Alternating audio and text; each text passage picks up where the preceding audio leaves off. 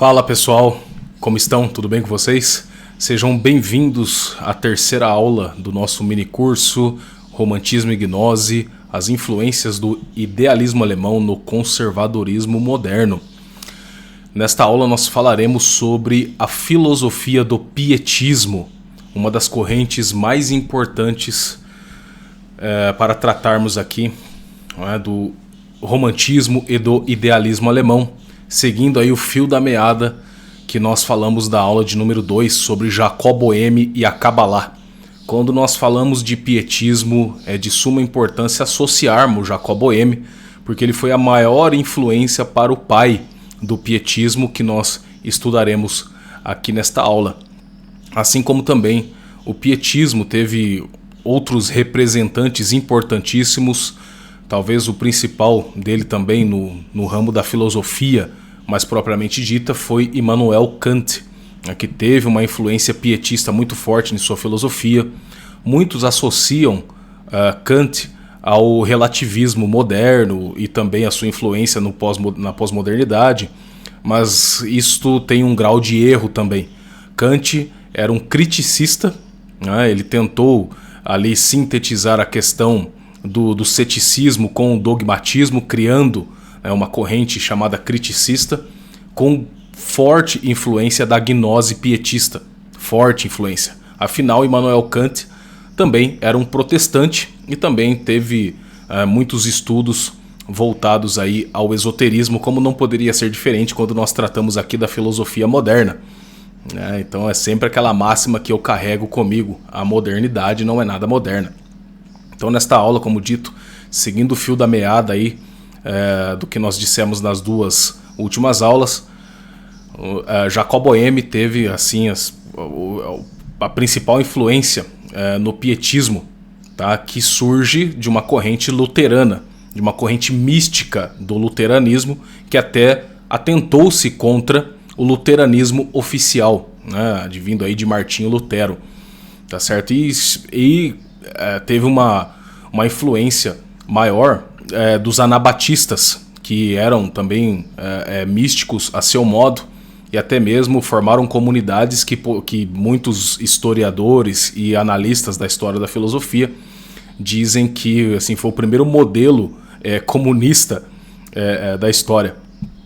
Nós tivemos outros modelos também que nós podemos, não caindo aqui em anacronismos, mas também modelos de socialismo que deram muito errado, modelos de igualitarismo e tudo mais. Mas os anabatistas têm essa parte bem clara na sua história, tá bem?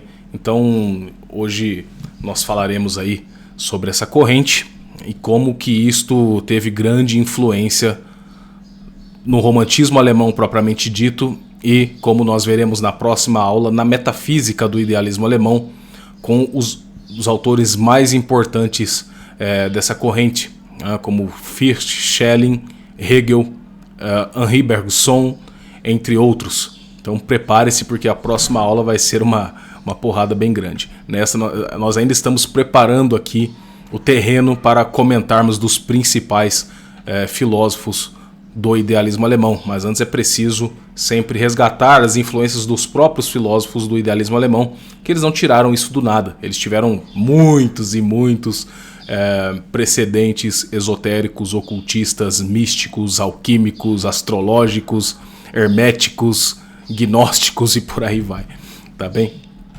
Então, para abrirmos esta aula aqui, eu quero fazer uma citação de um autor chamado Ronald Gray, do seu livro Goethe, o Alquimista. Como reforço aqui, como disse na primeira aula e reforço aqui, creio que a maior corrente com mais força no romantismo, apesar da grande influência filosófica, foi a influência literária do romantismo alemão. O romantismo alemão caracteriza-se por uma hipertrofia muito grande da imaginação.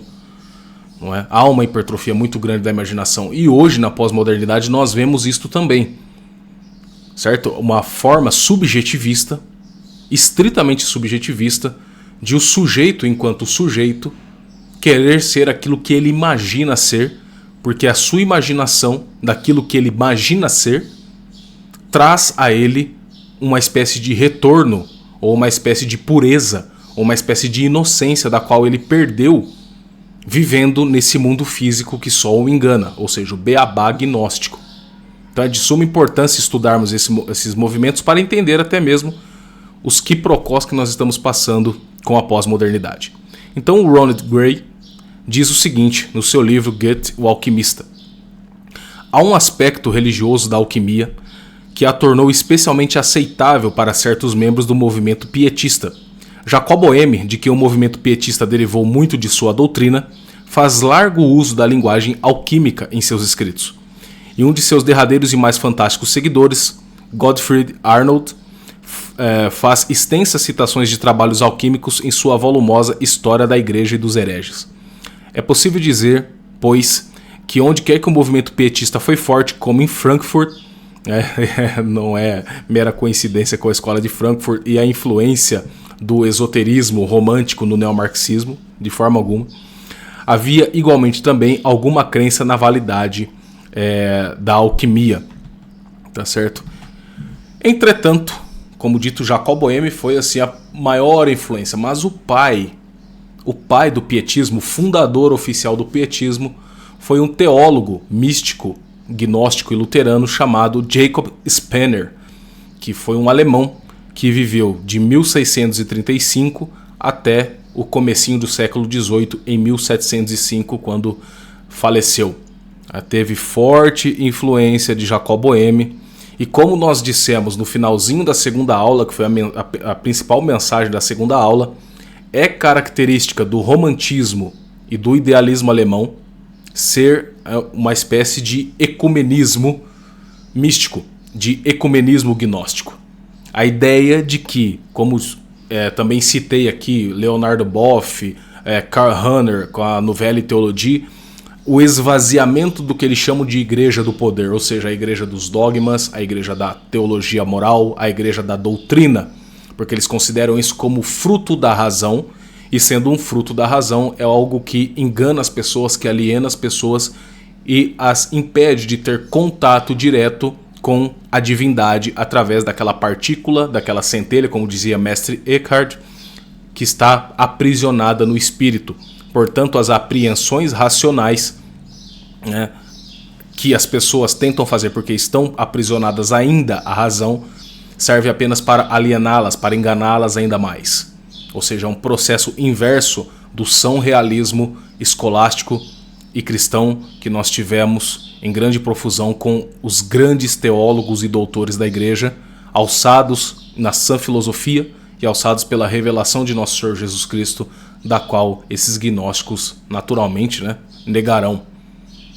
Tá certo, gente? Então a característica do pietismo é esta característica de esvaziamento da lei, esvaziamento da razão e uma união individual e coletiva, essa dialética entre individualismo e coletivismo, para que a pessoa e a comunidade tenham uma espécie de apocatástase, ou seja, de uma salvação coletiva, de uma salvação que vem apenas pelo sentimentalismo, do amor a Deus pela fé.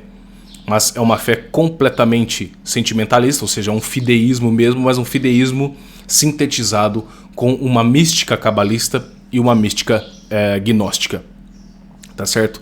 Então, como sempre estou fazendo aqui nessas aulas, tenho diversas anotações para fazer, assim como essas citações que estou fazendo desses autores que trabalharam com a problemática, e vou fazendo as citações e vou fazendo os meus devidos comentários. Tá certo?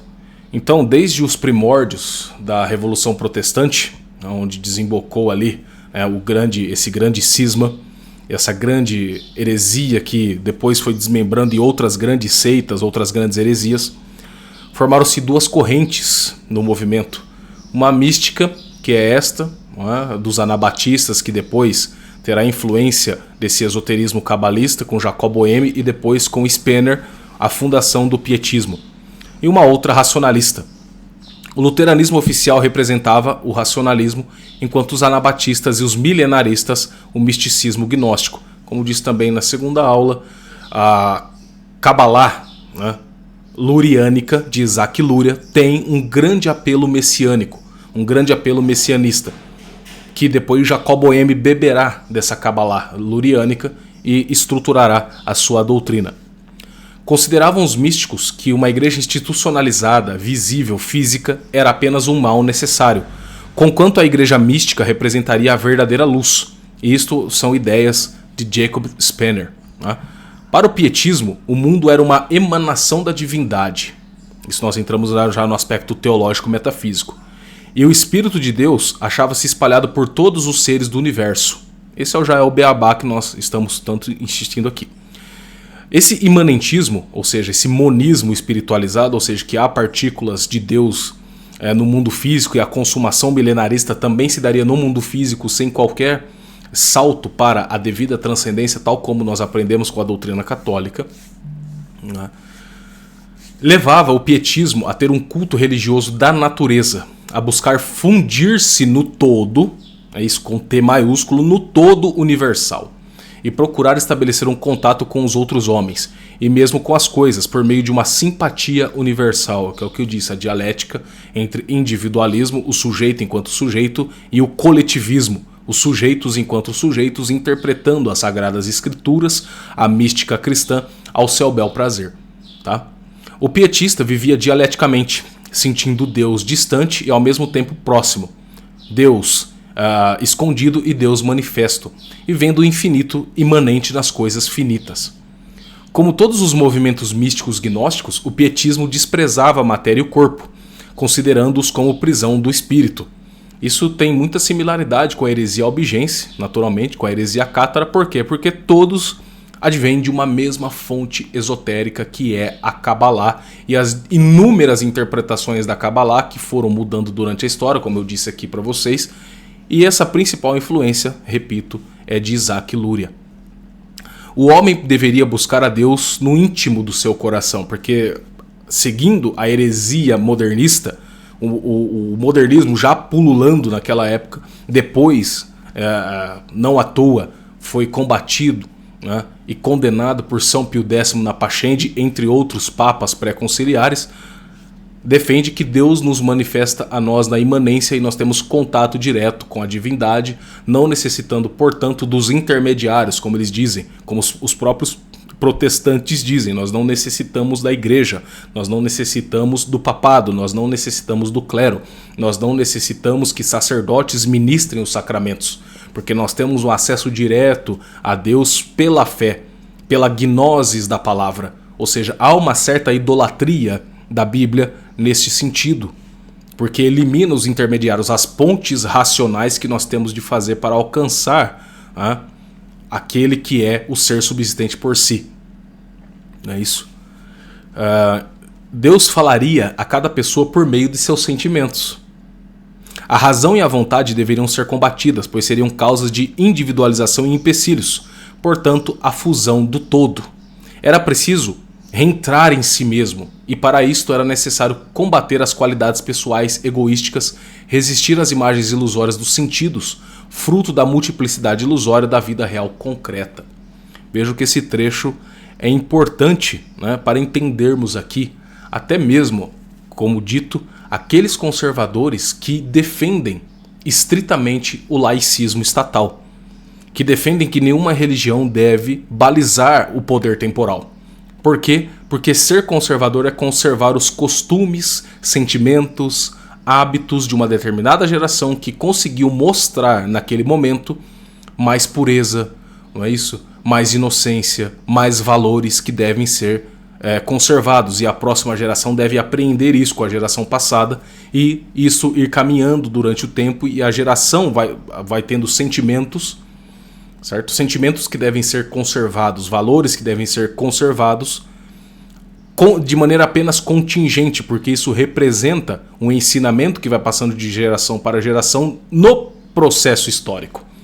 E isto, misticamente falando, é como se também a divindade, porque não há a contingência se não houvesse o ser necessário, a divindade, portanto, iria se desdobrando na história em conjunto com o ensinamento das pessoas, e a divindade aprenderia com as pessoas. Isso é o próprio suco de panenteísmo, não é? O pietismo reunia-se em igrejas em formatos de casas, onde todos poderiam ser mestres de celebração. O igualitarismo, que isso tem muita influência do que dos anabatistas, tá? Onde o importante era sentir a palavra e os sinais de Deus. A influência pietista foi imensa na religião, na filosofia e na literatura alemã, como também na França por meio do quietismo, seu irmão gêmeo, e na Rússia por meio dos eslavófilos. Isso, aproveitando aqui, o professor Christian de Rosa, neste portal, está falando muito bem também da questão de Jacob Boehme, da eslavofilia, que tem essa grande influência mística. Tá? Se considerar que o idealismo e o romantismo nasceram do pietismo, não se pode deixar de reconhecer a sua influência universal. Tá?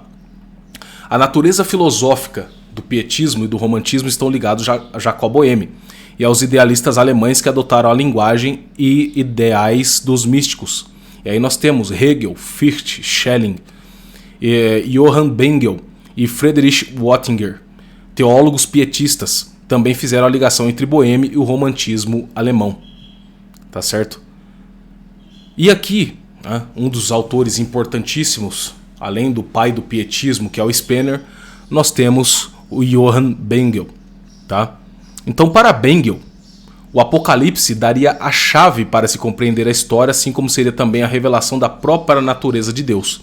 Como Joachim de Fiore, Johann Bengel procurava fazer paralelismos entre personagens bíblicos e históricos e dedicou-se a cálculos numéricos para determinar a data do início do reino de Deus. Esse é o próprio suco do milenarismo. Então, se hoje vocês veem na internet muitas pessoas que estão com vídeos alarmistas e apocalípticos, vejam o fim do mundo, o anticristo está vindo, vejam como será o fim da história, por que os globalistas estão construindo bunkers, vejam que isso é mais um sinal do final dos tempos, o apocalipse está aí. Todos esses alarmismos milenaristas e apocalípticos advêm de um esoterismo. Então vejam que muitas dessas pessoas estão na internet hoje denunciando nova ordem mundial, maçonaria, né, a ONU, o Clube Bilderberg, tudo mais, só que numa visão metafísica, numa visão teológica estritamente gnóstica também. Eis o problema aí, e muitos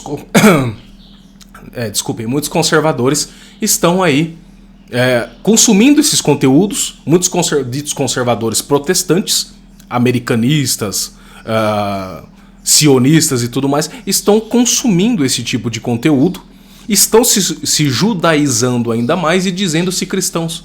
Porque a saber, aqui é uma característica do Brasil, que muitas seitas protestantes têm o seu apelo judaizante, têm o seu apelo milenarista.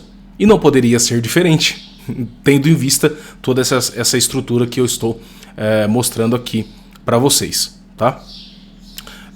Já o Friedrich Wattinger, discípulo de Bengel, estudioso do Zohar e da Kabbalah, defendia também que a tese de que Deus se revela na história, especialmente por meio de homens carismáticos, ou seja, os homens carismáticos, aí vocês vão se lembrar do que eu disse do Leonardo Boff, do seu livro, né, Igreja do Carisma e Igreja do Poder, são aqueles que tiveram contato com o amor de Deus, pela fé, ou seja, superaram as questões racionais dos dogmas, da lei, da teologia moral, da doutrina católica, que tudo isso aliena o homem.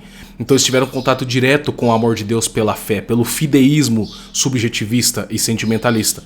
Então homens como Jacob Boehme e Spener são vistos como homens carismáticos, que tiveram contato direto com uma iluminação dada pelo próprio Espírito Santo.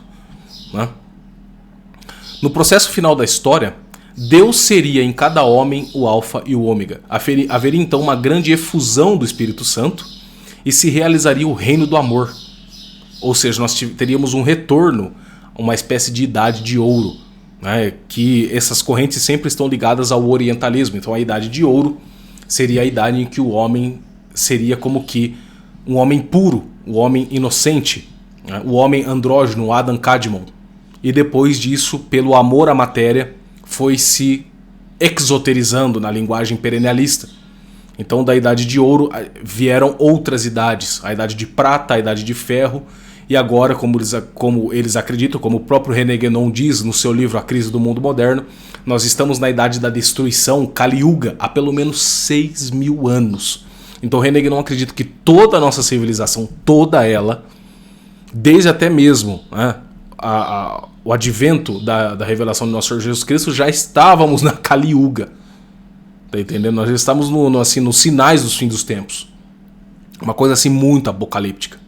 Muito apocalíptica mesmo. Então, nesse tempo, o homem teria uma ciência central que lhe permitiria compreender perfeitamente a medicina, o direito, a teologia, entre outras ciências. Perfeitamente. Friedrich Wattinger, como todos os teósofos, não acreditava num Deus imutável.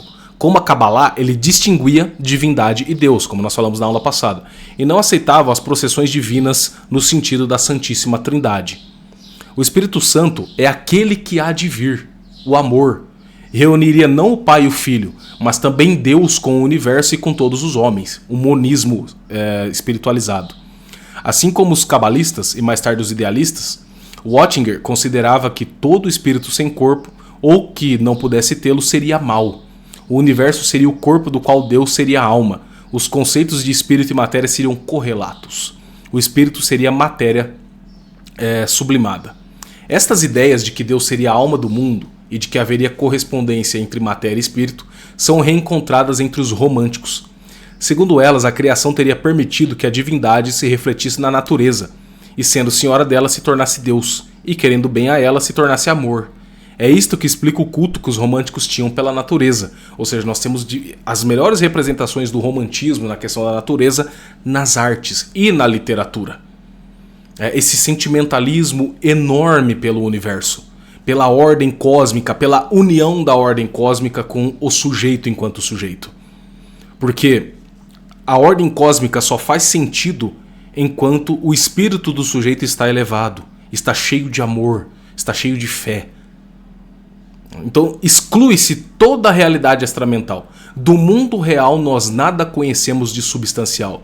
Ora, Daniel, você falou de Kant há pouco, o pietista Kant. Então será que por isso que a epistemologia de Kant, o criticismo kantiano, tem essa estrutura de que o homem não conhece as coisas em si, ele só pode conceber os fenômenos, e o nômeno, a substância das coisas, ele não tem acesso? Então é estritamente... A epistemologia kantiana tem uma grande influência dessa estrutura mística e esotérica do pietismo. Isso é para esclarecer para as pessoas, porque a filosofia de Kant é uma filosofia muito abrangente, é uma filosofia difícil, e muitas vezes as pessoas batem em espantalho em Kant por não entenderem o que realmente influenciou Kant. Ficam naquele negócio, Kant matou a metafísica. Mas por quê? Kant foi um grande gênio que mostrou que a metafísica não era mais necessária, era uma coisa ultrapassada, obscurantista. E aí mostra-se que a própria filosofia do Kant estava alçada numa metafísica, entretanto, numa concepção muito esotérica, pietista e gnóstica. Tá? A natureza seria então boa enquanto meio necessário para revelar a divindade, embora tivesse sido a sua criação que determinara a existência do mal do próprio Deus.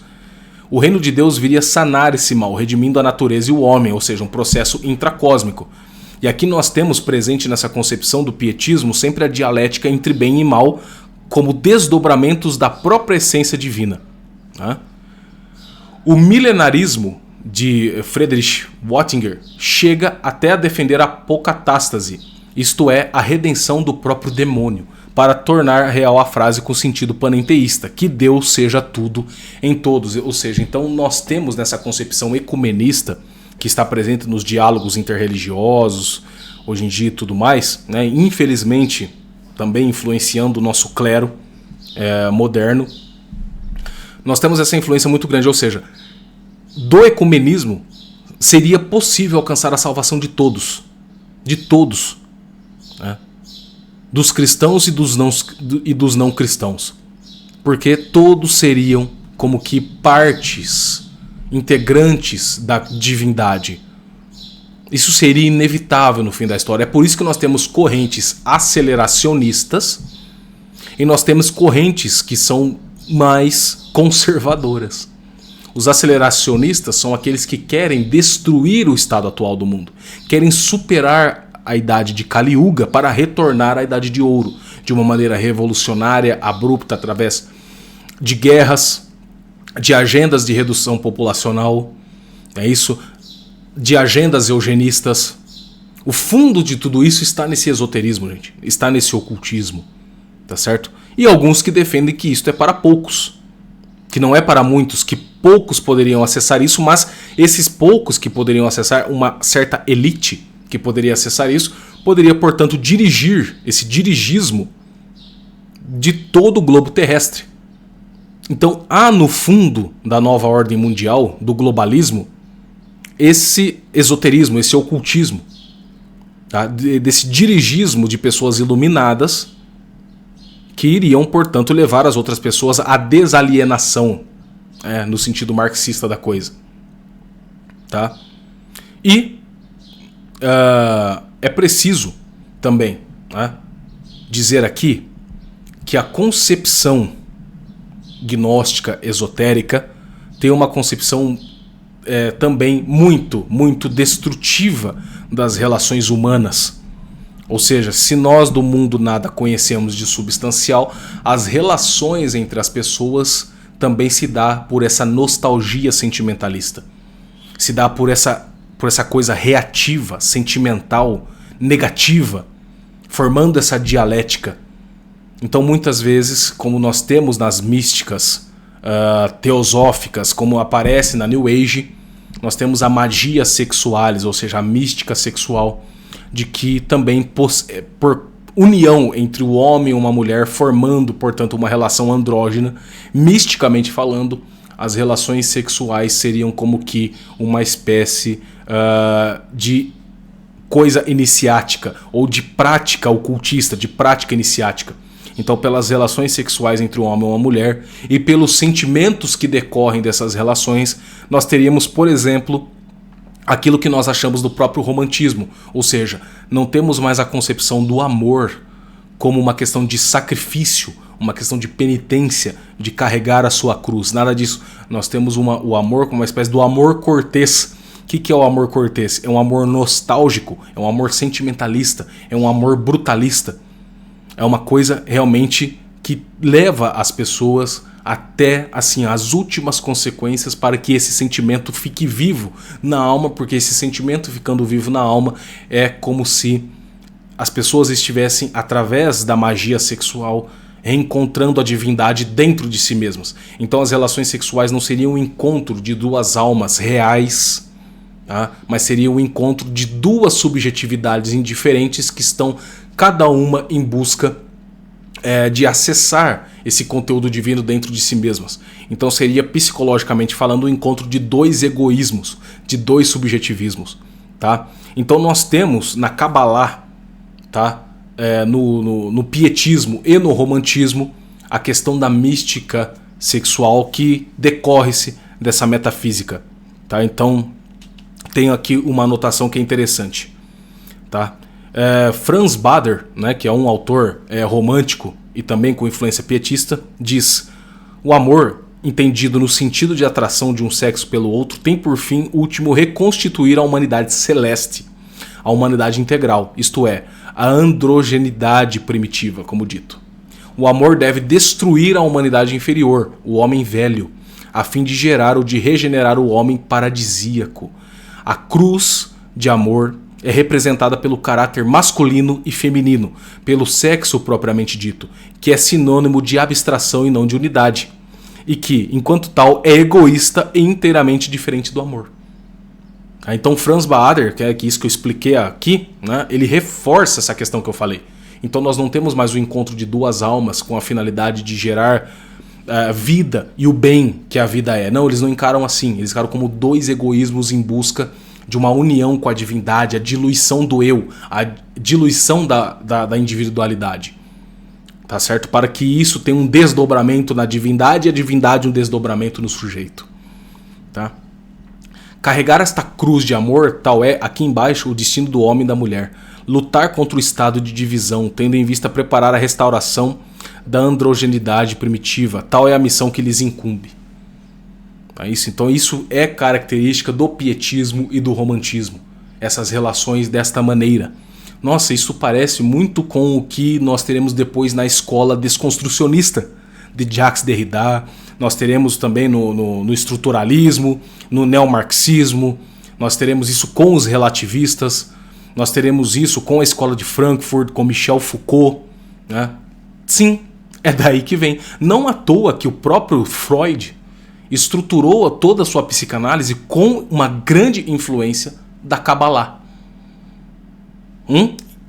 Isso faz todo sentido. Faz mais sentido quando nós estudamos essas místicas e nós entendemos esses autores e o que eles encaram as relações humanas, as relações entre homem e mulher, o que é a família e por que eles lutam tanto com a diluição disto. Por que nós temos um autor como Friedrich Engels, né, que era assim o grande parceirão de Karl Marx? Por que nós temos no livro dele, né, a família, a origem da família, a propriedade privada? Por que ele fala sobre a questão da luta de classes entre homem e mulher? Que a família seria a primeira luta de classes. Feministas místicas como Shulamit Firestone, que misturam o judaísmo com o marxismo, faz essa síntese com o judaísmo e o marxismo. Por que a Shulamit Firestone também fala que a mulher é a oprimida da relação e dialeticamente deve superar e deve se libertar do homem? Por conta desta concepção, da diluição do eu, da diluição da família, que é o aspecto aprisionador. É uma influência clara do demiurgo, que é o criador do mundo físico e, portanto, do mal. Estão entendendo? Isso faz todo sentido quando nós estudamos este tipo de influência do pietismo. E aqui, né, para também exemplificar bem a questão de Immanuel Kant, tá? De Immanuel Kant, vejam como isto cai como uma luva, né, quando nós falamos dele. O Kant, que é o filósofo por excelência do protestantismo. Então aqui cabe uma citação de um autor chamado Rubem Queiroz Cobra, né, do seu livro chamado Fenomenologia. Ele diz o seguinte, prestem atenção. Segundo a filosofia do conhecimento, né, o criticismo de Kant, nós não podemos conhecer as coisas inteiramente, porque nem todos os sinais que recebemos das coisas são aceitos pela mente. E disto resulta que não podemos conhecer inteiramente o real. Conhecemos do real apenas aquilo que a mente pode assimilar, e que ele chamou fenômeno. Ao que permanece incognoscível para nós, ele chamou de unômeno. Então Kant tomou a série de conceitos que Aristóteles havia listado como o que podemos dizer das coisas e transformou-a em uma série de categorias que são o que podemos conhecer das coisas.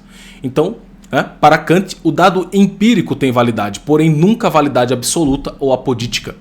Então o que Kant fez seguindo a estrutura própria, né, dessa mística pietista e dessa mística presente, né, no romantismo e no idealismo, com o seu idealismo transcendental, Kant fecha o mundo real. Ele fecha a nossa apreensão para o mundo real. Não que o mundo real para Kant não existisse, mas ele reduz o mundo real ao sujeito.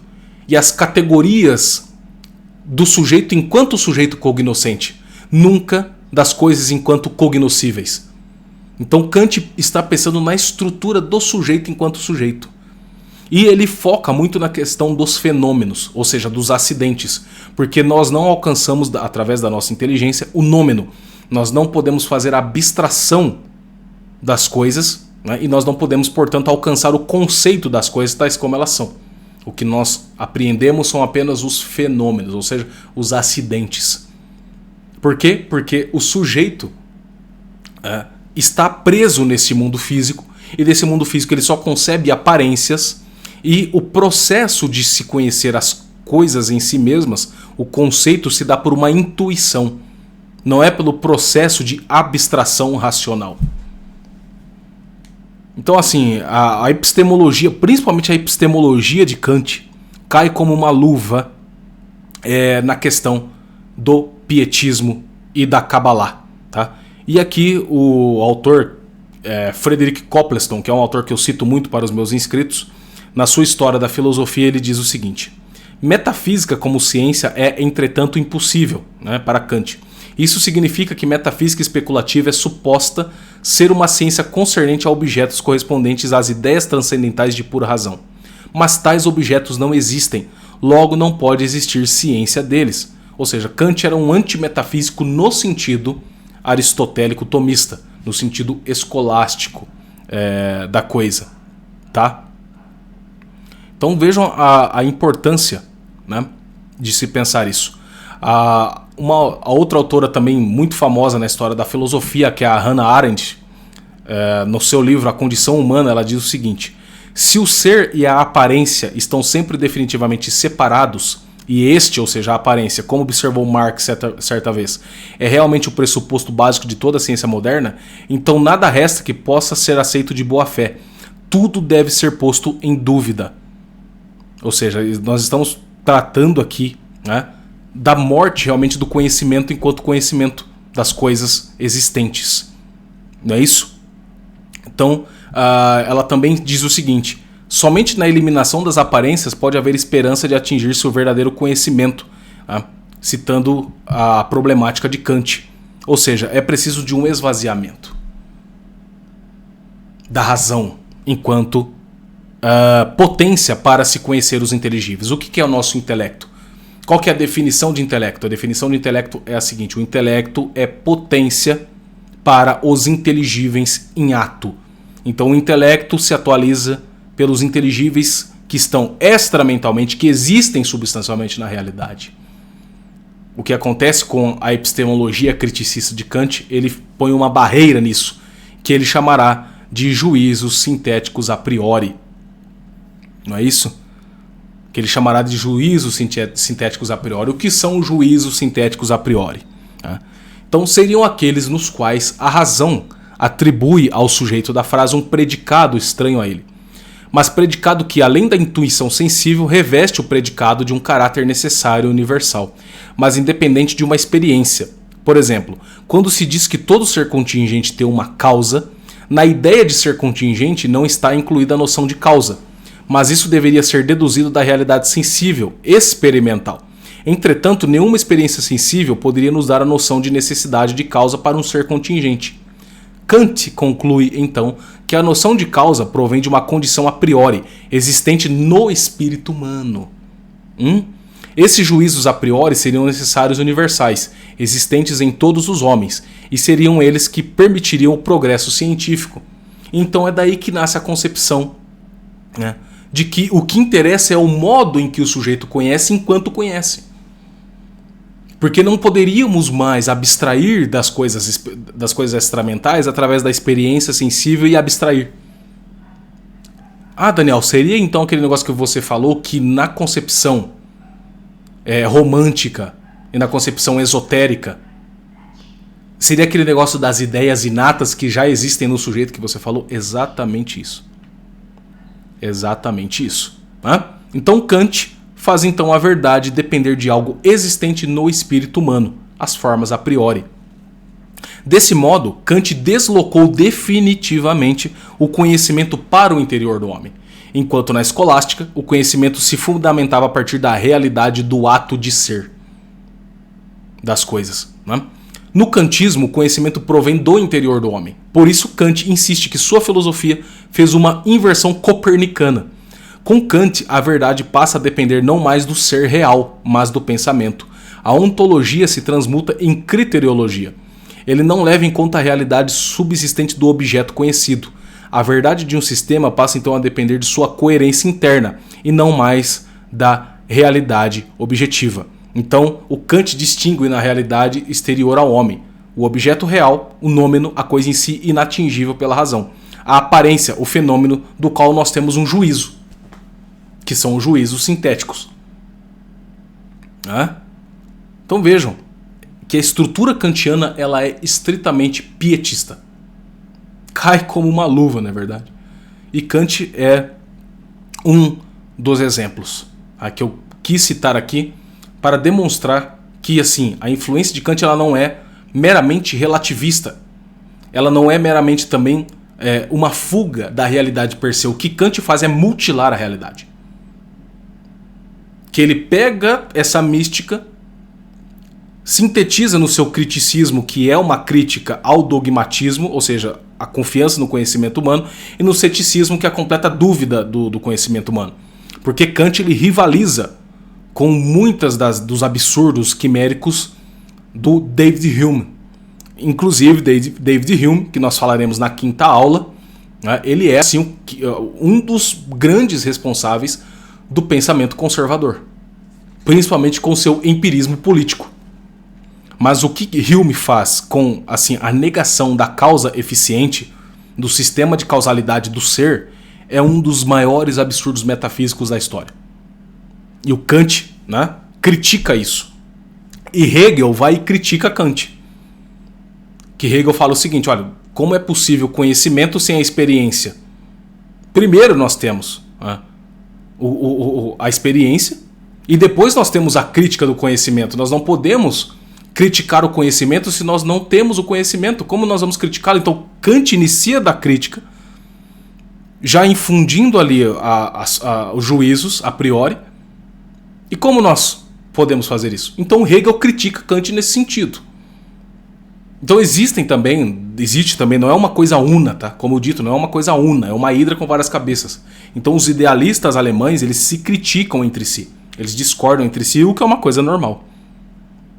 Mas o sistema de Kant, como demonstrado aqui, cai, principalmente a sua epistemologia, cai como uma luva no sistema do pietismo. Então, gente, a mensagem da aula de hoje, já entrando assim, abrindo mais uma porta para o que nós falaremos na aula seguinte, da metafísica do idealismo alemão, é ter esse foco bem grande, tá? Esse foco bem grande no sujeito enquanto sujeito. Porque há uma exclusão do mundo físico por conta de toda a estrutura gnóstica que nós falamos. Porque o sujeito tem em si as ideias inatas. O conhecimento advém do sujeito, não do mundo real. Não do mundo real. E isso se dá através de um grande sentimentalismo. Que isso, chegando na questão teológica, é uma diluição da igreja do poder, tal como diziam os teólogos da libertação. Que a igreja do poder é a igreja católica, tal como nós conhecemos, com a sua doutrina de mais de 2000 anos. Então na próxima aula, já tendo essa estrutura clara de que o sujeito do mundo real nada conhece de substancial, nós trabalharemos com assim, os grandes cabeças do romantismo e do idealismo alemão. Fichte, Schelling, Hegel, tá? Entre outros, que Henri Bergson, que é um modernista intuicionista, que citarei aqui, nós trabalharemos. Tá certo, gente? Então é uma aula mais sintetizada para se entender bem o intuito, né, do pietismo, a sua grande influência, a sua gigantesca influência na mentalidade moderna. Vejam que isso nós nem chegamos ainda, nós estamos falando de autores como Spener, que viveram e morreram bem antes da Revolução Francesa. Então vejo que muito do que é falado da Revolução Francesa, tanto nas escolas, nas academias, padece de um estudo sociológico, historiográfico, né, metafísico, filosófico sério.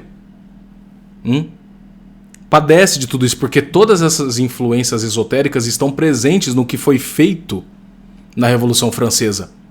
Porque é com Kant que nós perdemos aquilo que nós aprendemos na escolástica, na sã filosofia grega e na sã escolástica, a contemplatio, a contemplação da verdade. Porque o homem do mundo real nada conhece do substancial. Então a contemplação da verdade não necessariamente é a modificação da realidade, não é aquela tal coisa que nós temos no marxismo, ou seja, se não é possível contemplar a realidade, nós precisamos modificá-la. E se dá através do quê? Da praxis. Que é o que Kant irá propor na sua crítica da razão prática. Então, como que o homem conhece o mundo? Como que ele pode conceber o mundo agindo? A praxis. Porque ele não pode alcançar as substâncias, o nômeno, as essências das coisas para contemplar o mundo que se apresenta a ele.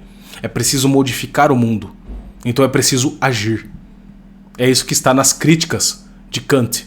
Ele faz a crítica da razão pura, trabalhando com essa problemática epistemológica. Depois vem a crítica da razão prática, propondo esse tipo de coisa. E a crítica de Kant ao juízo.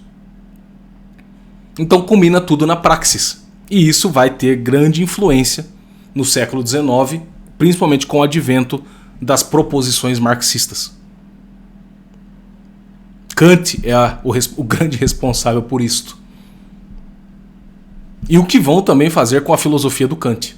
As más interpretações, os maus juízos, mas são influências e são coisas que nem o próprio Kant poderia trabalhar com elas. Poderia dar conta dos efeitos da sua própria filosofia. Isso é uma fatalidade da história da filosofia. Esses autores, eles não puderam dar conta dos efeitos de seus próprios pensamentos. Seria como que dizer que Jacob Boehme poderia prever tudo o que aconteceu com as influências do seu próprio pensamento. Mas por quê? Porque fugiu da sã filosofia, da sã doutrina. E culminou nisto que nós temos hoje. Tá? E assim como também autores que são brilhantes, inteligentíssimos, gênios, como Fichte, Schelling e Hegel, que têm filosofias estritamente esotéricas, estritamente alquímicas, mágicas, tá? E panenteístas, que é o que nós trabalharemos na próxima aula. Tá bem, pessoal? Então, que fique claro a intenção desta aula aqui, trazer de linhas gerais o pietismo, a sua influência epistemológica, teológica, a sua concepção de igreja e a sua concepção de hipertrofia do sujeito e principalmente a hipertrofia da imaginação para que se tenha, portanto, a influência direta da divindade em si mesmo. Que isso não se alcançaria por conhecer a Deus pelas vias da razão, mas conhecer a Deus pelo fideísmo, por um intuicionismo, pelo sentimentalismo, pelo amor cortês. E assim você iria desmembrando, se esvaziando da sua individualidade alienada e iria unindo-se cada vez mais à divindade. Que isso é o próprio suco da teosofia, né, que nós veremos depois na New Age, com Madame Blavatsky, Alan Watts, né, as seitas orientalistas, Alice Bailey, Foster Bailey, entre outros que beberam dessas fontes e recauchutaram ainda mais essa questão, sempre entrando numa dialética contra o cientificismo materialista. Mas tudo isto ainda é aquilo que o saudoso professor Orlando Fedeli dizia: o antropoteísmo, a religião do homem, a divinização do homem pelo próprio homem, excluindo-se, portanto, a graça santificante na natureza pelos sacramentos, excluindo-se a verdadeira mística e a verdadeira sese. Tá? Então, é isto para hoje, e deixando também como indicação ali desses autores citados, recomendo a vocês que leiam as obras completas de São João da Cruz. Vocês podem colocar no Google obras completas de São João da Cruz e vocês verão o que realmente é a ascese e a mística cristã. Assim como as obras, né, de Santa Teresa d'Ávila, vocês também verão o que é a verdadeira mística e a verdadeira ascese e a verdadeira mística. Eu indico que leiam os grandes santos místicos da igreja e o que eles dizem sobre o conhecimento humano. Seria impensável para São João da Cruz dizer que o homem do mundo nada conhece. É impensável. Completamente impensável. É um absurdo. Aqueles que têm maior propensão para a ascese e para a mística deveriam ler São João da Cruz para fazer o grande contraste com tudo isso que nós estamos passando aqui. Tá bem? Então é isso, gente. Muito obrigado a todos pela atenção de vocês, pela presença de vocês nesta aula. E até a quarta aula, onde nós falaremos sobre a metafísica do idealismo alemão. Um forte abraço a todos e fiquem com Deus.